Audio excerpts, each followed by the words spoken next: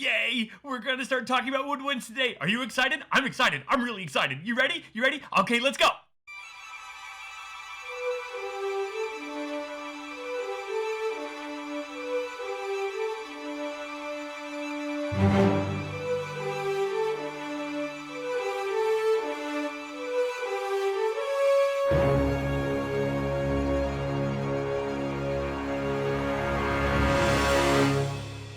Welcome to another episode of Music Basics with Ballard. My name is Douglas Ballard, and I am glad to be your host today for an amazing event. We have Woodwind Basics. One of the things I'm really excited to be able to tell you about today is that we have some special guest artists today. It's not just going to be my face all over this. I know you're way excited to know that. Our guest artists are Jennifer Ferguson on flute, Ilse Reardon on oboe, Laura Carmichael on clarinet, and Nicholas Greeson on saxophone. We're going to be learning our instruments today in score order. Now, score order just needs a little bit of explanation. What score order is when you take instruments from the highest down to the lowest pitched instruments in their own family. And since we're doing band instruments and woodwinds, we're going to start with flute first, followed by oboe, followed by the clarinet family, and then followed by the saxophone family.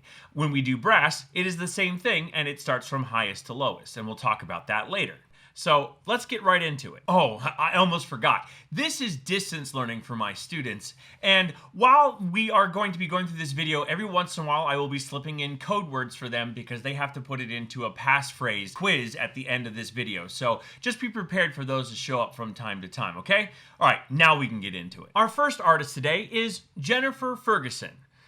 Jennifer Ferguson earned a Bachelor of Arts in Music and Bachelor of Music in Flute Performance from the University of Washington. She earned her Master of Music in Conducting from my alma mater, Sam Houston State University at American Band College. She was awarded National Board Certification in 2010 and renewed in 2019. She has been a part of the Frontier Middle School band staff in Vancouver, Washington since 2005 and previously taught music in the Kelso, North Shore, and Edmond school districts in Washington. Miss Ferguson is an active performer, private teacher, clinician, and adjudicator. In her free time, she enjoys all things Disney, which is one of the reasons why I love her, watching college football, go University of Washington Huskies, and spending time with her friends, husband, her 2 kids, and her greyhound. She also has a great YouTube channel you should check out, and I'll put a link down in the doobly-doo, called The Magic in the Music, in which she shares musical insights, inspiration, and fun with her family. So let's hear Miss Ferguson tell us all about the flute. How to sound better on flute. Quick tips to improve your sound. Tip number 1, blow into the flute. I know that sounds like such a simple and stupid direction, but the fact of the matter is that I see so many players, even intermediate players, who are doing kind of a poor job of aligning the opening in their lips with the opening in their flute. So it's a very simple idea. When we play, we want to get the opening here lined up. Now, you might think that everybody's doing that all the time, but how many times have you heard someone playing like this?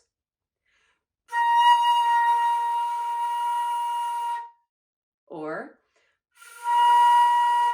pretty common sound, especially if you teach young flute players, or if you are perhaps in a band, perhaps you are a student in band yourself.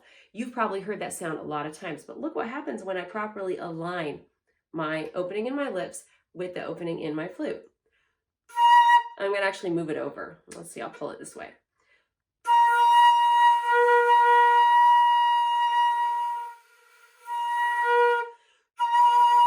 It seems like such a simple thing, but it's a very, very common mistake. People get lazy about when they bring their instrument up to play and they forget to take the time. I always take a moment, kind of really feel where it is, make sure it's exactly where I want it. So that's tip number 1. That'll have you sounding better right away. Tip number 2, think of playing your flute with cold air versus warm air. It's really difficult to play the flute with a huge opening in your lips. That's when you're going to feel crummy all the time. You're going to get lightheaded. You're going to get headaches when you play. And that is really frustrating when you are new to the instrument. So a little tip that I like to use with my students is to take your hand, take your fingertips, get them right up in front of your mouth, and you are going to blow. First, I would blow hot air, like steam on a mirror kind of. And you'll feel it, it's hot. Then you're going to change it to cold air.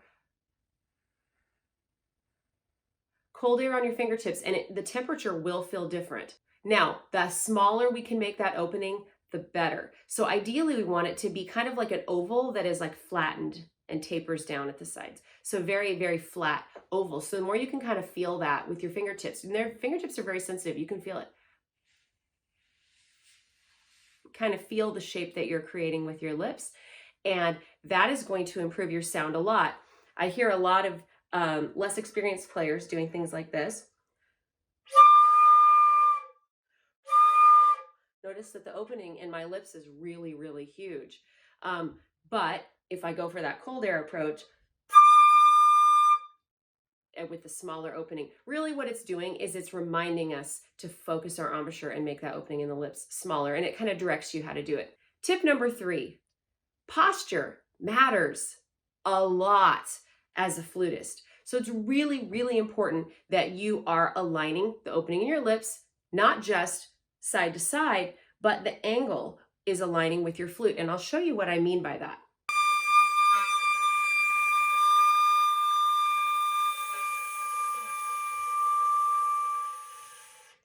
Huge difference, right?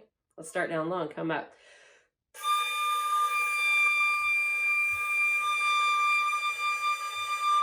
So hopefully you can hear there's a big difference there. It's a little hard because as you're twisting your flute, your lips have to readjust a little bit. But hopefully what you can see is that if my flute sags down and my head doesn't go with it, then I'm losing. I should have a nice 90-degree angle between, if you had a vertical line in your face to your flute. This should be a 90-degree angle. Now, in reality, most flutists, most advanced players and professionals don't play perfectly straight across. That's not what we do. Okay, we usually find a comfortable position that's just a little bit lower. And what does that mean for our embouchure? Well, for most of us, that means that our embouchure has to go with it a little bit. Now, this is where you need to be careful because we don't want to get into this kind of situation. Ow, it hurts already doing that. And I think we all have known flutists who do that. They're really going to suffer. Their tone is going to suffer, and they're probably going to suffer because it hurts. So the bottom line is it okay if my flute goes down a little bit? Sure, but your face, your embouchure and your mouth has to go with that. So it has to match. There has to be an in-between placement that we find between your flute being comfortable for you to hold up versus aligning your embouchure with it. So always be aware of that when you are raising your flute up to play. My next tip for improving your sound on flute is to think about balancing your instrument properly. And so I like to teach my students to think about it being a teeter-totter or a lever, right? So instead of this way, I'll kind of turn it this way. Okay, so think of a teeter-totter, and this is the fulcrum, the center, and then imagine you have people playing on the teeter-totter and they're playing up and down, right? Well, our flute is a teeter-totter as well. However, it's flipped into this plane horizontally, and the teeter-tottering happens here. Now, we don't really move it, but we do have forces acting on it in order to balance it and hold it while we play. So our fulcrum here, our left hand, where it contacts the flute, okay? So that's going to hold steady, and it's pulling your flute towards you a little bit. Your right hand is going to be pushing your flute forward, and so I like to think of my thumb doing most of that work. The right pinky helps a little bit because it tends to live down a lot of the time. And the fingers really should be focused on pressing keys and not doing anything else. You'll notice that my right hand the fingers are never pressing against the rods or mechanisms of the flute. That's another really common problem. So this right hand's pushing, the left hand is pulling, and then my chin's job is to balance my instrument. Your flute should be firmly planted on your chin. Now, it shouldn't hurt, okay? It shouldn't be a painful thing, but it should be solidly on there. Push with the right hand, pull with the left hand, and I'll demonstrate some differences in your tone that happen from this, okay? So here's a very loose, I'll call this a beginner kind of flute setup. Notice how I'm popping into the lower octave. I'm having a hard time holding it. And I'll show you how soft this is on my face. comes right off my face. It's very fuzzy. It's very unpredictable sound. It's kind of wild and out of control. If I want to control that, I need to have it firmly balanced. Now I'm going to do a little trick here because normally your right hand is helping to push, right? But this is how my flute should be. When I go to move it, it's solidly on there. Keep it solidly against your chin and you're going to instantly start sounding better. My final tip for sounding better on flute is angle matters. Our embouchure hole on our flute, if you take a really, really close look at it, you're going to see that it is typically not straight. So take a really, really close look at that and look at the angle of it. And you will find that in order to make your airstream or your air column line up perfectly with that hole, you will most likely have to push your flute forward a little bit. So once again, I'm going to return to that marching band position that we always do. We actually are going to have to push that right hand forward a little bit. So kind of a little tool that I use to check if I'm in a good position is if you can't see your flute at all, you're too far back. You're straining yourself and you're misaligning with the opening in your flute. So I would actually push the flute forward just enough that you can kind of see it in your peripheral vision and you can kind of almost look down it, but not quite. That's usually going to be a better position. Okay, so thinking about angles, a whole lot of angles to deal with on flute. And every time you pick up your instrument and practice, think about these 5 different tips to make you sound better.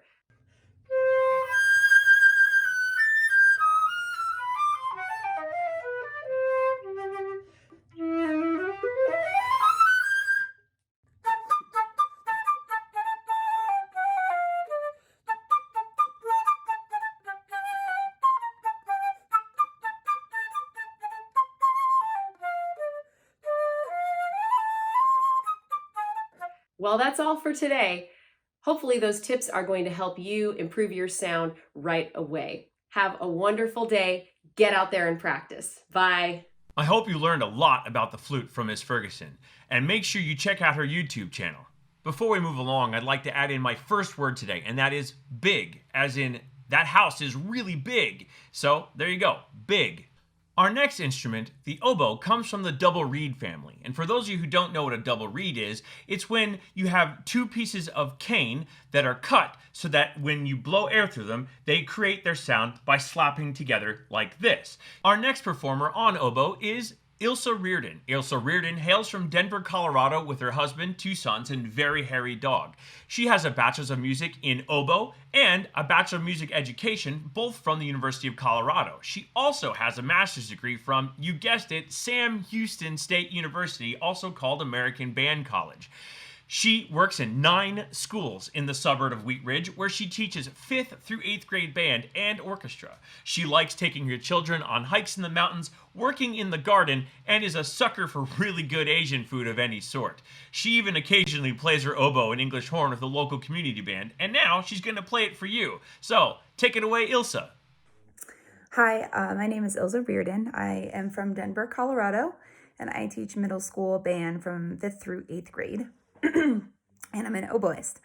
So I'm going to talk to you a little bit about some tips that I have about starting on the oboe. And most of them are going to be about the equipment that you're using. So my first tip is don't use bad reeds. This is the hardest thing, I think, for beginner oboes is you don't have a whole lot of options for good reeds, and most of what you can buy at the music store isn't awesome. So if you can at all possible, see if you can get a professional to make reeds for you or find a good source of reeds on the internet. They're gonna cost some money. Unfortunately, a good reed is gonna cost you at least $15 or $20, if not probably more than that. And you're just not gonna be able to find the ones that are just at the music store to work very well. But if that's what you have to do, you wanna make sure that they're in good shape. So a couple things to look for. First of all, you want the reed to be open. And what I mean by that is, if you can see, yep, right there, you want there to be an opening similar to that on every single reed that you buy. Most music stores will let you actually open up the cases and take a look at them. The other thing you want to make sure is that the cane is overlapped well You want to have it kind of look on the sides. You don't want it to be open or look like it could be leaking, okay? So if you can start off with a reed that at least looks okay, because they won't let you play it in the store, it'll work better for you than if it's looking open and or closed and gross. So closed would look like this, and then really way too open would look like this. Okay, so you don't want either of those things. You want it to be nice and medium, okay?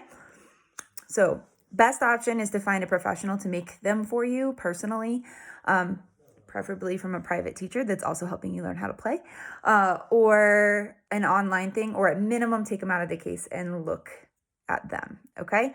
My next piece of advice is storing and soaking your reeds. So the little plastic tubes that they give you when you are buying the reeds are bad news bears. You should not keep your reeds in those plastic tubes. It will cause them to mold and get really nasty really fast. So some of them, like I think this is a Jones case, come in these containers. This is better than the plastic tubes because it allows air to get in there. Another thing that you can do is get a nice case like this one. This one holds 12 reeds. You can get them for $3, and they come in leather. This one is like a silk cover. They can just be plastic. Or you can even find some or make your own out of a tin that you can get from the grocery store. The mint tins, Altoids, or I like these ginger mints from Newman's.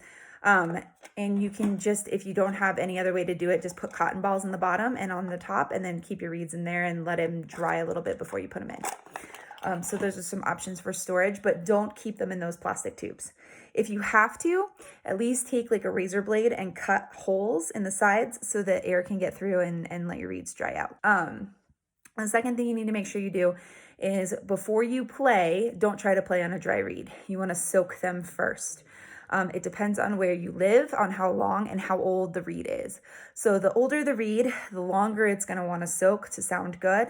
The younger the reed, the less time it's going to need, maybe 30 seconds to a minute. I usually just put it in my water right while I'm getting my instrument out. And once my instrument's out, it's generally ready to go unless it's a really old reed, and then it might need a little extra time. A good way to go is I use a little old prescription bottle to keep my water in. Or you can use a Tupperware or anything like that that'll hold your water on your music stand while you're waiting. Because even during rehearsal, if you have a long break, you're going to want to put your reed in the water to make sure that it works. Spit doesn't work. It's not a clarinet or a saxophone. I'm not sure why. It will also make your reeds wear out faster. These are really expensive. You don't want to do that. Remember, a clarinetist or a saxophonist is paying like $2 to $5 per reed, and you're paying $20 to $30. So don't use spit. Use your water. It'll be just fine. Allow your reeds to dry out every time before you play. The next time, like I said, making sure that it's in a good container so they don't get moldy. So the next thing I want to talk about again is just the reed. First of all, when you put it in the oboe, and I'm going to take it right back out, but you want to make sure it's all the way in, okay? You don't want to have the reed like out like this. It's going to cause a lot of problems. So make sure it's pushed all the way in. And the way to pull it out is you're going to put the oboe, I don't know if you can see this, in your hip, and then hold it down here gently, and then use your thumb, push it out like that, okay? If it doesn't come out easily, you need to use a lot of cork grease to make sure it does, okay? Because you don't want to break your reed and you don't want to break your oboe. So the biggest thing you want to do about the reed is you don't want to play on the whole reed. It doesn't all go in your mouth like this. You want to have that nice crow, but when you're playing, you don't want it to be all in your mouth. If you do that, it's going to sound like kind of nasty. Whereas, and you can't tongue very well. Whereas if you have the tip of the reed in your mouth, again,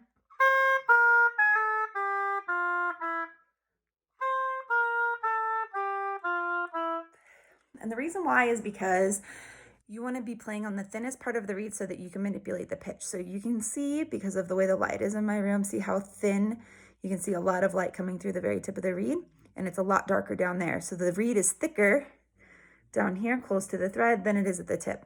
So you want to keep the very, very tip of the reed in your mouth, and that's it. As little of it as you can, and then just kind of close your lips around it. Keep these corners tight. And then the inside of your mouth should be open like an O. The back of your throat should be really relaxed. When you play, you should play a C. So if you're here, C, you should be able to play just a C on the reed alone.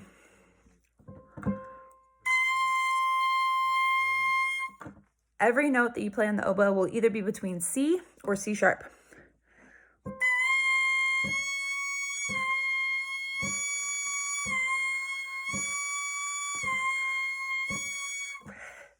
That's a really great thing to practice to make sure you're in tune. And also, if you have the whole reed in your mouth, you can't actually do that.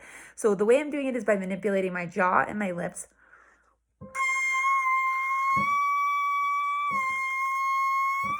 I don't know if you can see it, but if you look right here, you can watch my muscles move.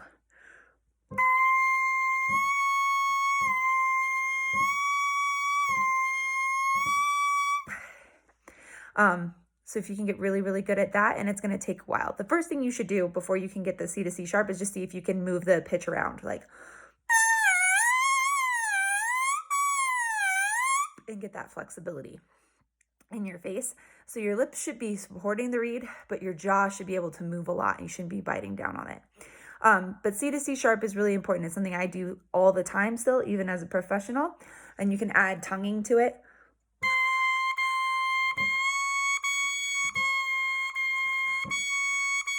Your lowest notes are going to be on that low C sound, and your highest notes will be up at that C sharp, but that'll keep you in tune and keep them going sharp or flat all the time. If your reed won't play a C easily, if you have to bite all the way down to get it to play a C, it means that your reed is out of tune and you need to either work on it a little bit or have somebody, a professional, work on it for you, or get a new reed. That's another nice test if you can't get it. The other thing you should listen for on your reed alone is this crow. If it doesn't have that rattly sound, it's not going to last very long or have a very nice sound. So use a tuner, practice C to C sharp, use your ears, figure that all out. The last tip I have is about alternate fingerings. So you probably already know that there's 2 Fs. There's actually 3 if you have the left F key, which is this one right here. You want to plan your fingerings out, okay? So anything that requires you to slide around on the instrument, there's probably another fingering for it. So for instance, regular F is 1, 2, 3, 1, 2, and this guy. And then there's another fingering for that F called forked F, 1, 2, 3, 1, 3, okay? So if you're going from D to F, D looks like this, to F, if you have to slide, that's going to cause problems. If you can kind of hear. That's why we have the alternate fingerings. So instead of going D to regular F, you'd go D to forked F. And it eliminates all of that. There's the same is true for E flat. There's a left E flat, which is this key right here. It pushes down, these keys push down the same button here. And you're going to use left E flat if you're going from F, if you're coming from F, or if you're going from C sharp or something like that, or C natural, low C natural with this finger, so that you're not sliding these fingers around. So you can go like low or C sharp to E flat. You would be using this key. So instead of having to move like that, you can move like this. There's also a right-handed A flat over here for similar reasons. So the biggest thing is, if it seems awkward, there's probably an alternate fingering solution. So make sure you know all of those alternates. Like I said, there's A flat, right A flat, there's left hand E flat, there's forked F, there's also regular F if you have that fancy key right there. And those are all some options for you to make that happen. Finally, this is like a secret weapon, and just FYI, none of this stuff is my own stuff. I stole this from others that are much smarter than me.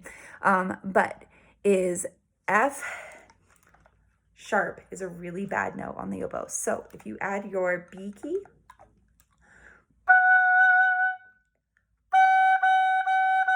it makes it sound sweeter and prettier and more in tune. It's kind of a bonus. Anyway, good luck.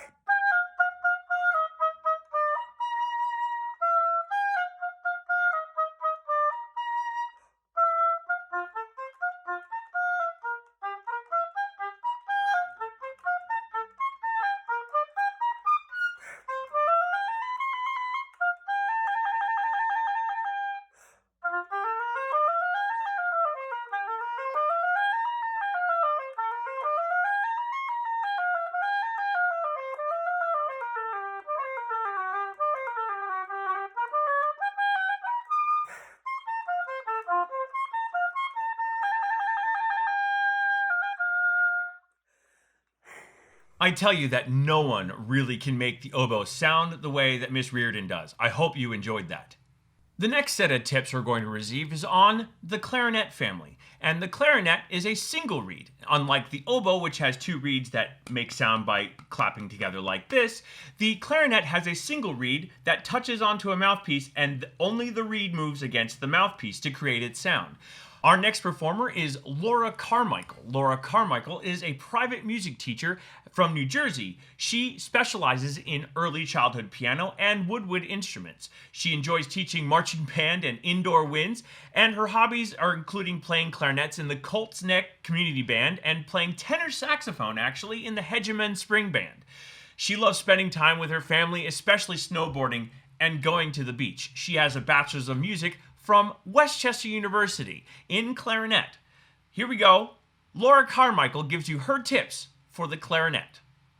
Hello, my name is Laura Carmichael, and I'm going to give you 5 tips for a beginner clarinet.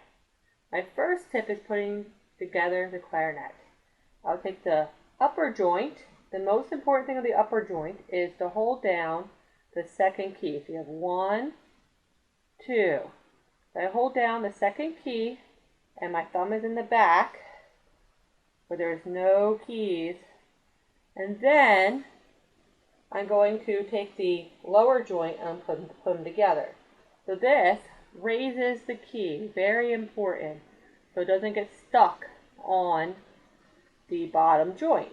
So I'm going to hold it by the bell, and I'm going to put it together with the thumb rest. So see, it's lined up with the thumb rest. Next, I'm going to continue holding the key down, and I'm going to turn it to where it properly belongs.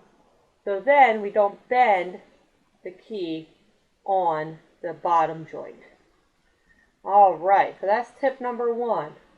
The tip number 2 is our mouthpiece. So we need, most important thing to make a sound in the clarinet is the reed. Without that, we don't make a sound. So usually we want to make sure we put the ligature on first so we don't hit the reed and break it. So then I'm going to raise the ligature up a little bit, put the reed on, and then I'm going to adjust it as needed. There we go. And then we should not break the tip of our reed. And then I'm going to tighten my ligature. Alright, and next, then I'm going to put it onto my clarinet. So, tip number 3 is, very important, is our thumb rest and how we hold our thumb. So, my thumb, you're going to put the clarinet thumb rest between the knuckle and your fingernail. Not a lot of people put it here by your bottom knuckle, but you're going to put it in your middle knuckle, in between your knuckle and your fingernail. So then your fingers go right on top of the clarinet. If I put it on the other spot, then they're going to go all the way over here. So I'm going to put it back, and there we go. So that is tip number 3. Tip number 4 is to make sure that your pinkies are over the pinky keys and not behind the clarinet. Because sometimes the clarinet gets heavy, especially if you're smaller. And that we usually put our pinkies there to try to balance it. So we want to put our pinkies here so we're ready to go when we use those keys. And then we're going to push up a little bit on our thumb rest and making sure our teeth are on the mouthpiece.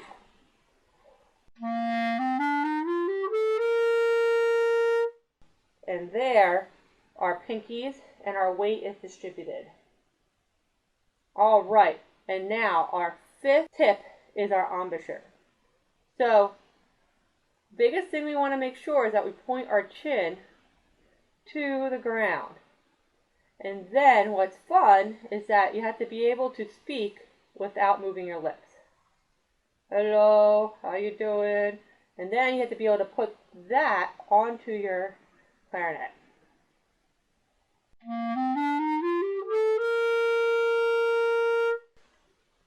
And those are my 5 tips to help beginner clarinetists.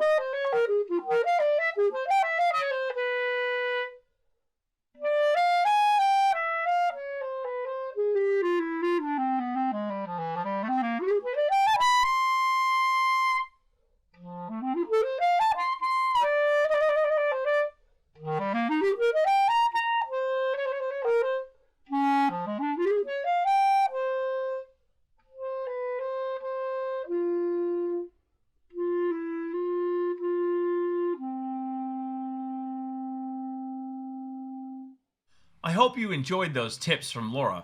I know that some of them I had never even thought of myself. So there you go. There's great basic clarinet tips from Miss Carmichael. Before we move on, I'm going to add in our second word, and that is beautiful, as in B-E-A-beautiful, or those flowers are really beautiful in springtime. The final family of instruments we're going to learn about today is the saxophone family. And the saxophone was invented in France by a man by the name of Adolphe Sax, and he decided to stamp his name on the instrument he invented. And why not?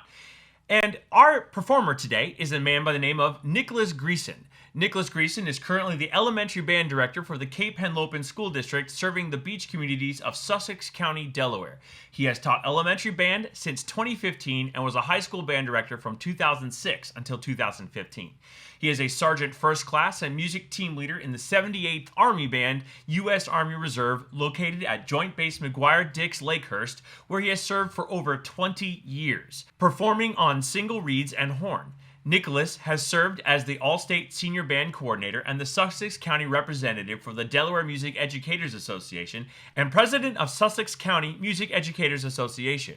He is the Ensemble Music Caption Supervisor for National Judges Association Tournament of Bands and is a Brass and Music Adjudicator for Drum Corps Associates. Mr. Greeson has been a clinician at the Delaware and New Jersey Music Education State Conferences and is scheduled to present at the 2020 Midwest Clinic in Chicago. He holds degrees from Westchester University of Pennsylvania and Sam Houston State University's American Band College. So, without any further ado, Nicholas Greeson on the saxophone.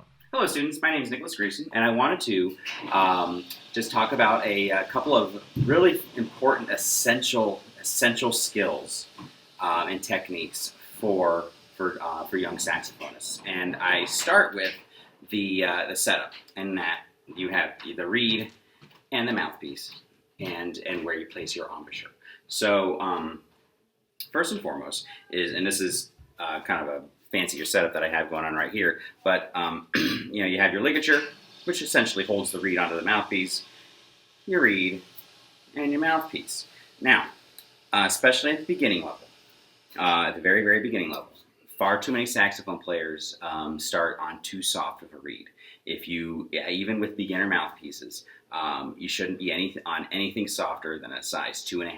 Now, granted, 2.5s from company, reed brand to reed brand always vary, but like if you use like the Rico scale or the Van Doren scale, and 2.5 is a pretty good place to start. Anything softer than that, if you start on a 2, what it does is that allows bad habits to form in producing those initial sounds. Like if you're not doing things correct in terms of your embouchure, you'll still get a sound out, and that's where beginners want to do, is start getting sounds out. So make sure that you're starting on a 2.5 reed, nothing softer.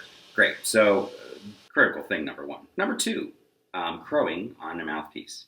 So most saxophonists and clarinetists, many of them, do not take enough mouthpiece into their mouth when they first start to play.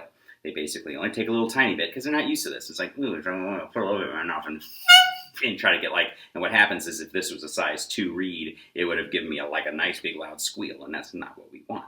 So how it works is if you look closely at, and I'm going to get in here and I'm going to show you where I'm talking about. If you look closely to where the table of the reed, the mouthpiece, and the table of the mouthpiece and the reed meet, and it's about a ½ inch down, all right? And that is about where your embouchure should be focused. That's about where your top teeth should be on the mouthpiece.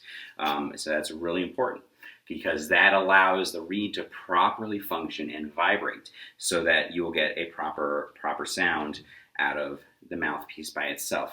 Now, ideally, where you want to be on alto is concert A. So if you put it up to a tuner and get it up to that, you should get in the neighborhood of a concert A.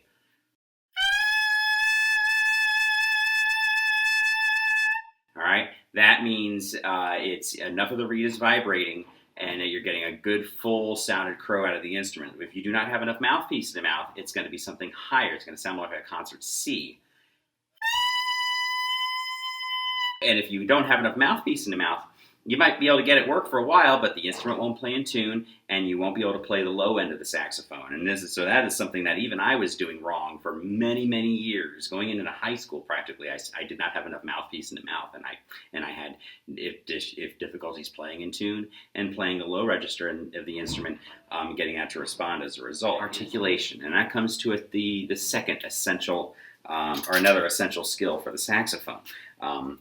And so with articulating on the saxophone, the air is everything, and that's true for any wind instrument, including singing. Your air is everything. That is your instrument. As a wind player, you are providing the wind. So the wind, though, is going to be constant and consistent. All right. So if it's just on or off, and it's being supported by your abdominal muscles, and you're just producing a good sound of air. So that's one thing that's critical in terms of our wind playing. Oh, stepping back to mouthpiece crowing really quick. The way I like to teach beginning saxophone is making sure that the embouchure, in terms of how it's formed, your chin is flat and pointed, very much like clarinet. Now, down the road, you may need to adapt to that, because saxophone, being a newer instrument in comparison to the other wind instruments, it has a couple of different schools of thought in terms of embouchure and how that works, and especially in the jazz versus classical styles. But I teach what I call a French classical embouchure, which very much looks like the clarinet embouchure. So when you're setting that up, all right, the chin is flat, all right, a little bit of lip over the teeth, and because if you bunch up your chin, as you bunch your chin up, you're gonna have difficulty with flexibility, playing in tune, and playing the full register of the instrument. So I forgot to mention that very critical thing in terms of chin and jaw. All right, flat chin, no cottage cheese chin, as I like to say. All right, back to tonguing, very important. So the way tonguing works on saxophone is the tongue is going to be kind of, before you start your sound, before you initiate sound, your tongue is going to be touching the reed, and it's going to come back, flatten the mouth, and let the air go. Fast, cool air. All right, warm air on saxophone at this stage in the game, especially for alto, does not exist. Cool, fast air. All right, and how that's going to work is if the tongue is touching the reed and it releases, then you get an initiation of sound when the air comes in contact with the reed and sets it to vibrate. So there are a couple different schools of thought in terms of tonguing. One school of thought is tip of the tongue, tip of the reed, which is you kind of have if you have like the tip portion of the reed, the tip of the tongue is kind of hanging out there, and that kind of happens. And I'll demonstrate that.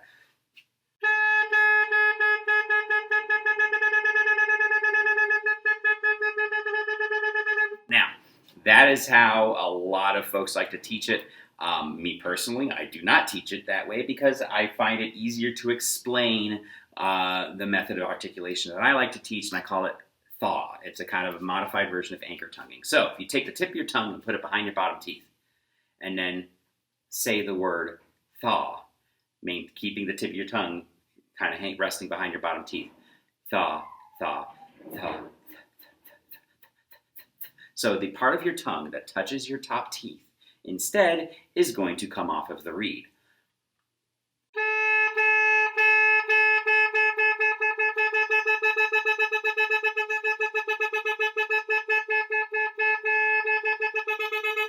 That provides a very clean initiation to the sound.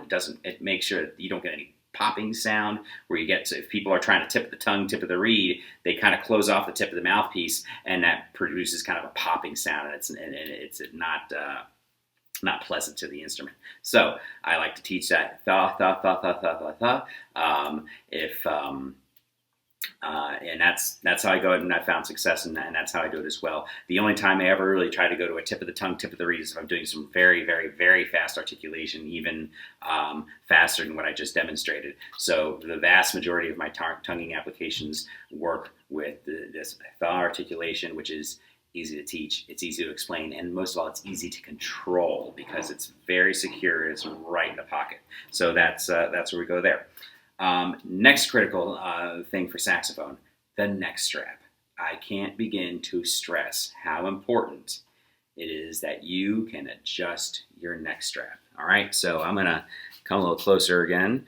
Now I have this Rico neckstrap, which is what's called a corded neckstrap.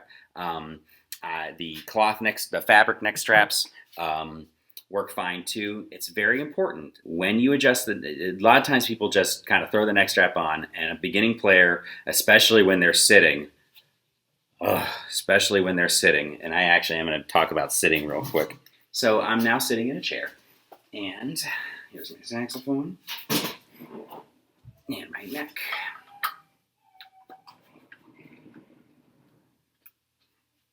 Okay. Most beginning players, their neck strap is too loose, and they have to do things like this. All right, and the problem is that cuts off their wind. Their hands are in the wrong place. They're holding the instrument weird. I actually have my beginners stand when they play, just because it forces them to use good air. It forces them to use good posture. And so for right now I'll be sitting. So when you need to make sure you can adjust your neck strap. All right. You usually, if it's a band fabric neck strap with a wide strap, you grab the sides of the buckle, and you need to be able to adjust it up and down. Practice even doing that. All right. Sometimes it's a little easier with the weight of the saxophone on it. All right. And make sure you can adjust your neck strap, because the saxophone, if your right hand is in position underneath the thumb rest, it should come right to you. It should come right to your mouth. All right. If you have to come to it, then you're going to be doing something wrong either with your posture or your hands, and that's going to cause difficulty. All right. Now that's the neck strap. All right. Last thing I want to talk about is hand position. Very important to have proper hand position on any wind instrument. Now, saxophone, all right, is a heavy, cumbersome instrument especially for a 10-year-old. All right, you need to make sure you have nice open C's, especially with young hands. All right, first finger, second finger, third finger. There's the bis key right in the middle. All right, and you're over top of these palm keys. All right, you want to make sure that and your pinky is hanging out here. Kind of keep it rested here on the G sharp key. And if you need to try to keep your fingers in contact with the keys at all times. There's a couple moments where at the end of phrases or whatever, you might have some what I call flyaway fingers. But in general, you need to keep your fingers close to the keys, because if you don't, then you're gonna have some technical issues and some timing issues as well. With the right hand, all right, a lot of beginners, a lot of young players will hit these three side keys, which they gotta get in the way, especially if your hands are small. Once again, keeping an open C with your thumb. Just keep the thumb rest should be kind of in between the knuckle and the thumbnail. All right, that's where that needs to sit, because that is how you're going to get your hand in position, and it'll be over top of these side keys, but your hand won't be crushing in and touching those side keys, which causes a lot of issues for young players as well. If you're playing while standing up, that kind of helps correct a lot of those issues. All right, so just as a review. Reed strength, embouchure placement, flat chin, articulation, tha, tha, tha, all right, and then and good fast air. Neck strap adjustment, make sure you control your neck strap, the neck strap doesn't control you, and your hand position. All right, thank you very much for watching, and have a great day.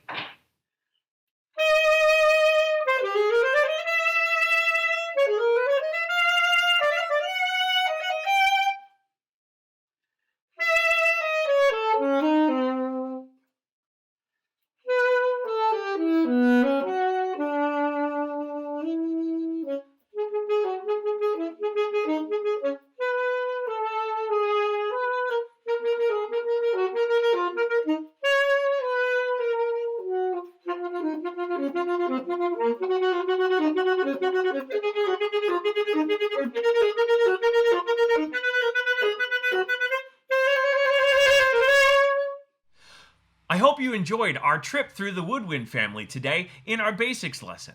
I really want to thank Jennifer Ferguson, Ilse Reardon, Laura Carmichael, and Nicholas Greeson for their help in this video collaboration. It was so great having someone else be able to help explain some of the basics. I hope you all enjoyed it. Our final word today is tomorrow, as in I want to go out of my house tomorrow. So there you go, tomorrow. And that's all for now, so see ya, bye.